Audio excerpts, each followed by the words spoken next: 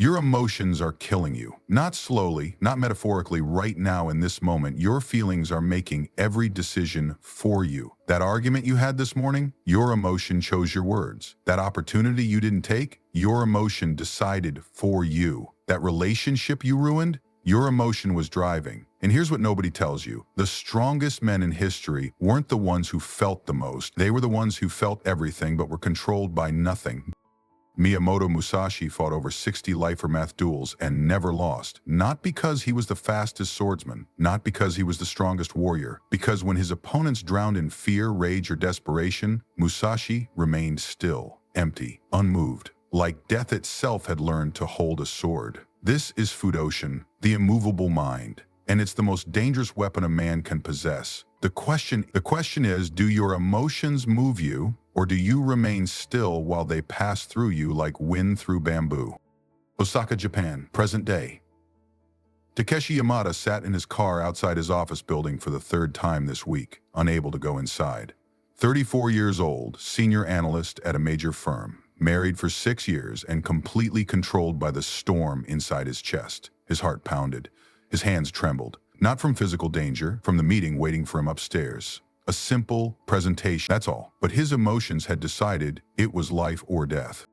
His phone buzzed. His wife, Yuki. "Are you okay? You didn't text this morning." Takeshi stared at the message. He wanted to reply, "I'm not okay. I'm sitting in my car because I'm terrified of a PowerPoint presentation, because my emotions control everything and I'm too weak to override them." Instead, he typed, "All good, busy day." Another lie, another moment of letting fear make his decision. He finally walked into the building, took the elevator up, and sat through the meeting in complete silence while his colleague delivered the presentation Takeshi had prepared. Afterwards, his boss pulled him aside.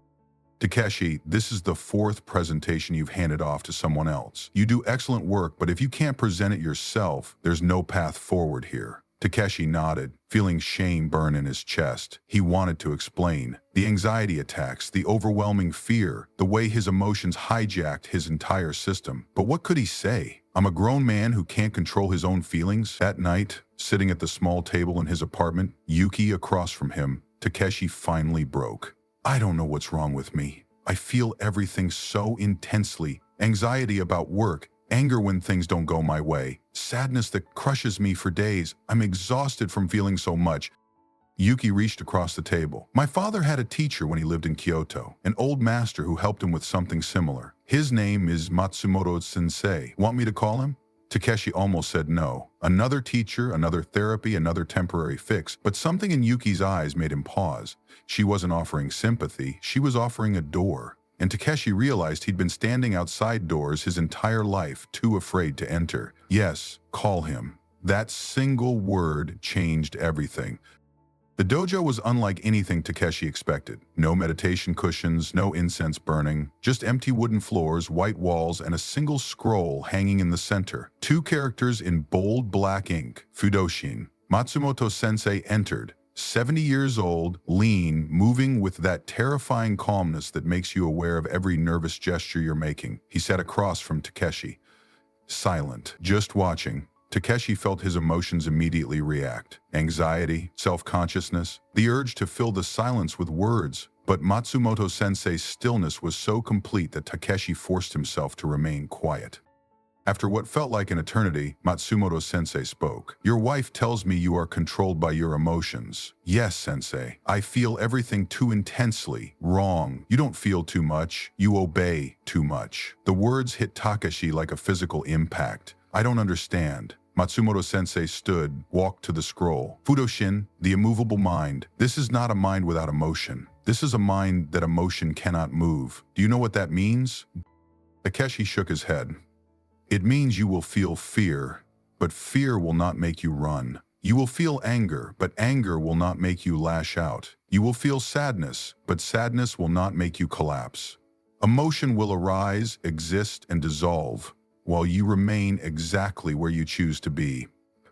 Matsumoto-sensei returned to his seat. Miyamoto Musashi, the greatest swordsman who ever lived, developed Fudoshin not in meditation halls but in combat. When death was seconds away, when fear screamed at him to run, when rage tempted him to attack recklessly, Musashi remained still. Not because he didn't feel, because he chose not to obey.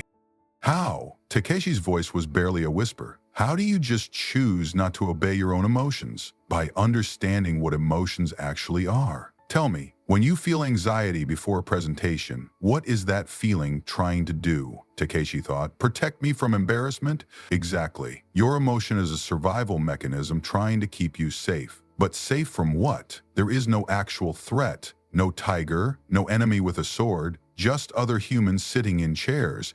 Your emotion is screaming danger at a situation that requires none, and you obey it. Matsumoto-sensei leaned forward. This is the secret Musashi understood. Emotions are information, not instructions. Fear tells you there might be danger. It doesn't tell you to run. Anger tells you something violated your values. It doesn't tell you to attack. Sadness tells you something matters to you. It doesn't tell you to collapse. Your emotions are signals. You are the decision maker, but you've handed decision-making authority to the signals themselves. That's why you're controlled. Takeshi felt something shift in his understanding. So, Fudoshin isn't about not feeling. Fudoshin is about feeling everything and being moved by nothing. The immovable mind doesn't suppress, it observes. Matsumoto-sensei stood. For the next month, you will train in Fudoshin, not by meditating, by acting. Every day, you will do one thing your emotion tells you not to do. Small things, controllable things. And you will prove to your nervous system that emotions are not orders, they are suggestions. And suggestions can be declined. Takeshi bowed. I'll try, sensei. No, you will do or you will leave. Trying is negotiation, doing is decision. Which will it be? Takeshi felt fear rise immediately, the familiar urge to soften his commitment. But in this moment, facing this man who radiated unshakable presence, Takeshi made a choice. I will do it. Good, then we begin tomorrow. Week 1 began with an exercise so simple Takeshi thought it was a joke. Stand here for 30 minutes. Don't move. Feel every urge to shift position, scratch an itch, check your phone. Feel it, name it, don't obey it. Takeshi stood in the empty dojo. For the first 5 minutes, nothing. Then his left foot started tingling. The urge to shift his weight screamed at him. His mind immediately created justifications. This is stupid. What's the point? I need to move. But he didn't. He stood, feeling the discomfort, naming it. Urge to move, impatience, discomfort, and left foot. By minute 20, his entire body was screaming at him. Every instinct demanded movement. And Takeshi realized something profound. He'd spent his entire life obeying every minor discomfort immediately. Slightly hungry? Eat. Slightly uncomfortable? Move. Slightly bored? Check phone. He'd never once made his body wait. His emotions weren't actually strong, they were just spoiled. He'd trained them to expect immediate obedience. When 30 minutes finally passed, Takeshi nearly collapsed. Not from physical exhaustion, from the mental effort of overriding constant internal demands. Matsumoto-sensei nodded. Tomorrow, 45 minutes. Week 2 brought different training, cold water immersion. Every morning, Takeshi would fill a tub with ice-cold water and submerge himself for 10 minutes. The first time, his body went into immediate panic, heart racing, breath gasping, every cell screaming, get out. And the voice in his head completely agreed. This is dangerous. You'll get sick. This is stupid. But Takeshi stayed, breathing, observing. Fear, panic, discomfort, physical pain. The sensations didn't disappear. But something did change. The emergency quality faded. His body realized this isn't death, it's just uncomfortable. By day 7, the cold water still hurt, but Takeshi's nervous system no longer interpreted it as danger. Week 3 introduced social discomfort training. Matsumoto-sensei gave him specific assignments. Ask a stranger for directions even though you don't need them. Speak first in every meeting at work. Make eye contact with everyone on the train for 3 seconds. Each assignment triggered immediate emotional resistance, anxiety, self-consciousness, fear of judgment. And each time, Takeshi felt it, named it, and did it anyway. The breakthrough came on day 18. Takeshi was at a coffee shop when someone cut in front of him in line. Old Takeshi would have either exploded in anger or said nothing, seething internally. New Takeshi felt the rage arise, hot, immediate, demanding action. But instead of obeying, he observed it. Anger, sense of injustice, urge to confront aggressively. Then he chose his response. He calmly said, "Excuse me, I was next in line." No aggression, no submission, just clear, unmoved statement of fact. The person apologized and moved. And Takeshi walked away, realizing something extraordinary. He just felt intense emotion and responded from choice, not reaction. For the first time in his life, emotion didn't make his decision, he did. That night, he told Yuki, "I felt angry today, really angry, but I didn't obey it. I chose what to do instead." She smiled. "You're becoming dangerous." He didn't understand. How is that dangerous? Because men who can't be moved by their emotions can't be controlled. That's the most dangerous kind of man there is. Month 2 began with Matsumoto-sensei's announcement. "Tomorrow you will face your ultimate test. Not training, reality. You will present to your company's board of directors. 30 minutes. Your entire future at the company depends on it. Your boss has already arranged it." Takeshi felt his stomach drop, the familiar panic rising, every cell screaming no. "Sensei, I'm not ready." "You're trained. Ready is different." "What if I freeze? What if the anxiety is too much?" Matsumoto-sensei's eyes were cold. "Then you'll discover you aren't as trained as you thought, and that's valuable information. But I believe you are ready. The question is whether you believe you're ready." That night, Takeshi couldn't sleep, not from anxiety, from something else, a strange calm mixed with alertness, like his nervous system was preparing for battle. He reviewed his presentation materials, but his mind kept returning to the training. Months of standing still despite discomfort, months of cold water immersion, months of social challenges. He'd proven to himself hundreds of times that he could feel emotion and not obey it. Why would tomorrow be different? The next morning, Takeshi dressed carefully, drove to the office, took the elevator to the top floor, and walked into the boardroom where 8 executives sat waiting. The moment he stood at the head of the table, emotion hit him like a tsunami. Terror. Absolute, overwhelming terror. His heart hammered, his hands wanted to shake, his throat tightened, every survival instinct screamed run, and for about 3 seconds, Takeshi nearly obeyed, nearly made an excuse, nearly let emotion make the decision. Then something Matsumoto-sensei said echoed in his mind. In battle, Musashi felt the same fear as his opponents. The difference was his opponents were moved by it. Musashi observed it and acted anyway. Takeshi took a breath, named what he felt. Terror, urge to flee, physical panic. Then he began speaking. His voice shook slightly at first, but he spoke. His hands trembled, but he presented. His heart pounded so hard he could hear it in his ears, but he continued. 10 minutes in, something remarkable happened. The terror was still there, the physical symptoms remained.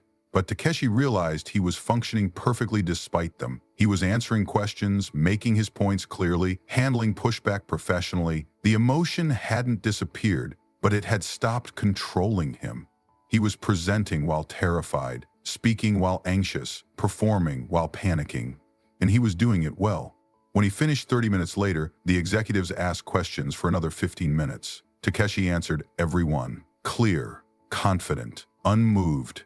As he walked out, his boss caught him in the hallway. "Takeshi, that was exceptional. I don't know what changed, but you're a different person." Takeshi smiled. "I'm the same person. I just stopped letting my emotions drive." That evening, he returned to the dojo. Matsumoto-sensei was waiting. "You did well today." "How did you know?" "Because you're here. If you'd run, you wouldn't have come back. You'd be making excuses, justifying, avoiding. But you've faced it. That means you've learned." Takeshi bowed. "Sensei, I felt everything. The terror was massive, but I didn't obey it." "Yes, this is Fudoshin. Not the absence of emotion, the refusal to be moved by it. Musashi faced death 60 times. Do you think he wasn't afraid? I always thought he was fearless." "No, he felt fear. He just didn't let fear make tactical decisions. Fear would say, run. Musashi would evaluate and decide. Sometimes he did run, but it was his choice, not fear's order. That's the difference." 3 months into training, Takeshi's entire life had transformed. Not because his emotions changed, because his relationship with emotions changed. At work, he led meetings with quiet confidence. When challenges arose, he felt the stress, but responded with clarity. When conflicts emerged, he felt the anger, but chose his words with precision. Yuki noticed it most at home. "You're different, calmer, but not in a checked-out way. More like you're present but unshakable," Takeshi tried to explain. "I still feel everything. Yesterday that driver cut me off and I felt rage, but instead of yelling or seething, I just observed it. Oh, I'm feeling rage. Interesting. And then I drove home." "So you're suppressing emotions?" "No, that's the weird part. I'm feeling them more fully than ever, but I'm not being swept away by them. It's like I'm watching a movie of my own emotions. I see them, I acknowledge them, but I don't have to obey the script they're trying to write. One night, Takeshi received devastating news. His childhood friend had died in a car accident.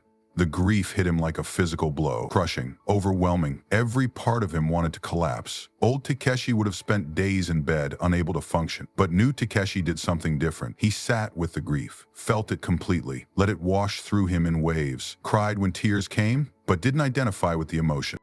I am not my grief. I am experiencing grief. The distinction seemed small, but it was everything. He could feel profound sadness and still make dinner, feel crushing loss and still go to work, feel overwhelming emotion and still choose his actions. This was Fudoshin, not unfeeling, unmoved. At the funeral, Takeshi gave the eulogy, standing before 200 people, feeling massive grief and speaking clearly anyway, honoring his friend, sharing memories, holding space for collective loss, all while his own emotions threatened to overwhelm him. After the service, an old friend approached. How did you do that? I could barely hold it together, and you spoke for 15 minutes. Takeshi thought about how to explain. I felt everything you felt. I just didn't let it control my words.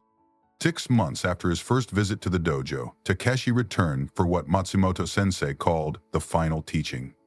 You have learned much. You can face fear without running, face anger without attacking, face sadness without collapsing, but there is one more level of Fudoshin you must understand. Takeshi bowed. What is it, sensei? Tell me, when you feel emotion now, what do you do? I observe it.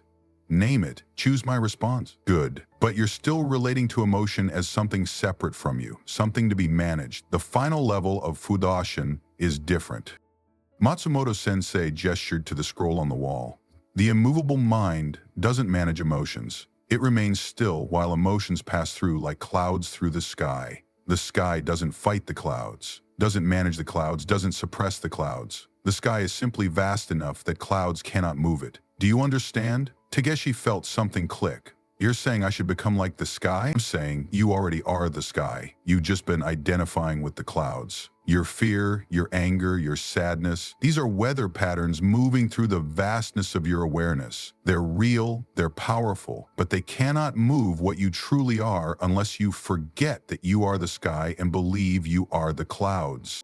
How do I remember I'm the sky? By recognizing that no matter how intense the emotion, there is always part of you observing it. Who is that observer? Who is aware of the fear? That awareness itself is unmovable. It watches fear without being afraid, watches anger without being angry, watches sadness without being sad. That observer is your true self. That is Fudoshin. Takeshi sat with this for a long moment. He thought back over 6 months of training. Every time he'd felt intense emotion and remained still, there had been that observer, that awareness that could feel everything without being consumed. Musashi understood this, Matsumoto-sensei continued. In combat, when death was imminent, he didn't try to manage his fear. He remained as the awareness observing fear. Fear moved through him. He remained still, unmoved, unshakable. This is what made him invincible. Not superior technique, not greater strength, the complete inability to be moved from his center no matter what arose. Opponents could strike his body, they could never reach his mind. Takeshi bowed deeply. Sensei, I understand now. The training wasn't about controlling emotions, it was about discovering the part of me that was never controlled. Yes, and that part was always there. You just forgot it was there. The training simply helped you remember. That night, Takeshi sat in his apartment, Yuki beside him. I learned something today, something that feels like it changes everything. What is it? I'm not the emotions I feel. I'm the awareness experiencing the emotions, and that awareness cannot be moved by anything.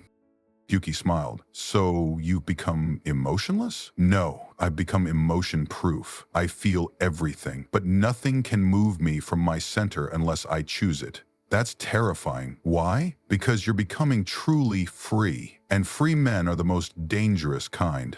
Takeshi laughed, but he knew she was right. A man who cannot be moved by emotion cannot be manipulated, cannot be controlled, cannot be broken. That's not emotionless. That's completely, utterly free.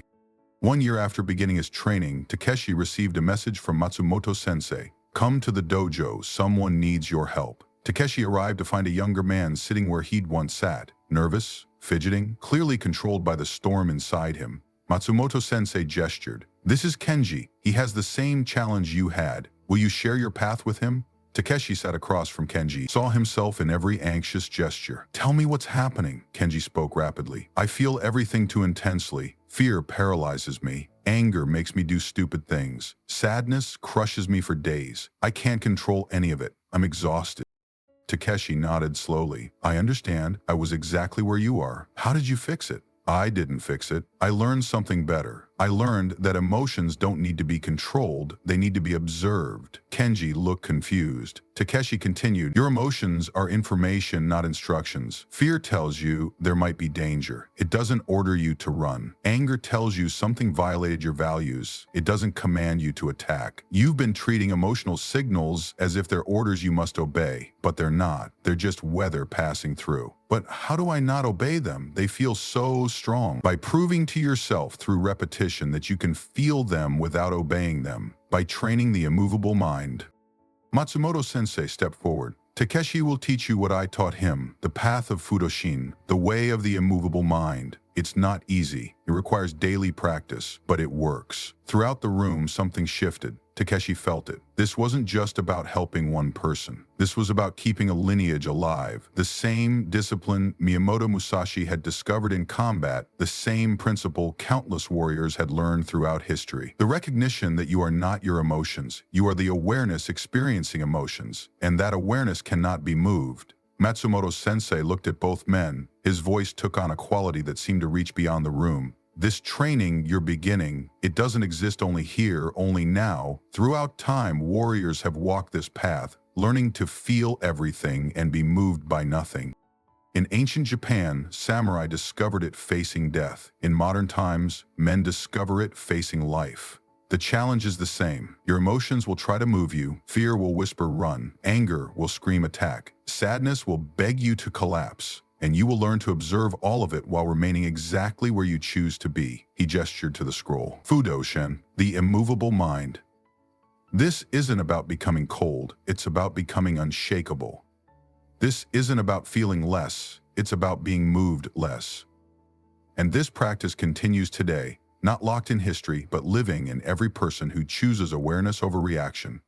Takeshi stood, placed his hand on Kenji's shoulder. I'll teach you what I learned, but understand this. Fudoshin isn't about suppressing who you are. It's about discovering who you truly are beneath the storm of emotion. And that discovery will change everything. Kenji bowed. When do we start? Now. Stand here for 30 minutes. Feel every urge to move. Name it. Don't obey it. As Kenji took his position, Takeshi remembered standing in that exact spot 1 year ago, controlled by every emotion, moved by every feeling, exhausted from being a puppet to his own nervous system. Now he stood as someone who discovered the immovable center, the awareness that watches emotions without being consumed by them, a part of him that could face anything, because nothing could move it from its foundation. Matsumoto-sensei approached. You become what I hoped you'd become. What's that, sensei? Someone who understands that true strength isn't the absence of emotion, it's the presence of awareness. You feel everything, but you're moved by nothing. That's the warrior's way. That's Fudoshin.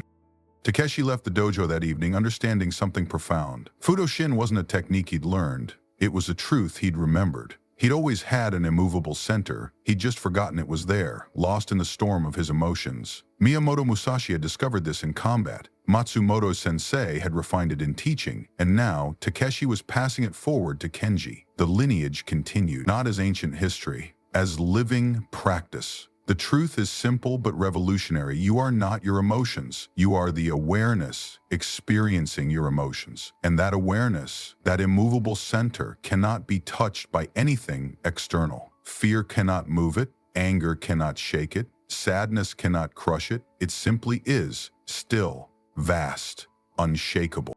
This is Fudoshin. This is what made Musashi invincible, not because he didn't feel fear in his 60 duels, because he remained as the awareness observing fear while his body moved with perfect precision. His opponents were moved by their emotions. Musashi remained still at his center. That's why he never lost. And you can learn this same principle, not in deadly combat, but in the battles you face daily, the presentation that terrifies you, the confrontation that angers you, the loss that crushes you. In every moment, you can choose to be moved by emotion or remain as the awareness observing emotion. The emotion will come regardless, but whether it controls your actions is entirely your choice. The path is simple, not easy, but simple. Feel everything. Be moved by nothing. Observe the storm while remaining as the sky. This is the warrior's way. This is Fudoshin. This is how you become truly free.